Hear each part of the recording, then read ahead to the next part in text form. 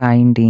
ఈరోజు నిమ్మకాయ పులిహోర ఎలా చేయాలో చూద్దాం. ముందుగా స్టవ్ ఆన్ చేసి ప్యాన్లోకి ఆయిల్ వేసి వేడైన తర్వాత పల్లీలు, పచ్చిశనగపప్పు, మినప్పప్పు, ఆవాలు, జీలకర్ర వేసి పోపు దినుసులను దూరగా వేయించుకోండి. పోపు దినుసులు వేగిన తర్వాత ఇందులోకి 2 ఎండుమిరపకాయలను తుంచుకుని వేసుకోండి.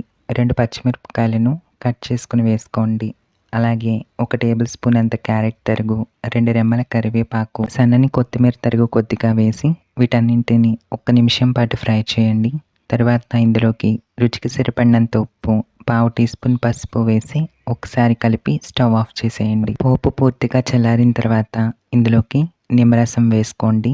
అలాగే పొడి పొడిగా ఉడికించుకుని చల్లార్చుకున్న రైస్ను కూడా వేసుకొని అంతా బాగా కలిసేలాగా కలుపుకోండి. ఇలా కలుపుకుంటున్నప్పుడే కాస్త టేస్ట్ చేసి ఉప్పు, పులుపు మీ టేస్ట్కి తగ్గట్టుగా బ్యాలెన్స్ చేసుకోండి. అంతేనండి, నిమ్మకాయ పులిహోర రెడీ.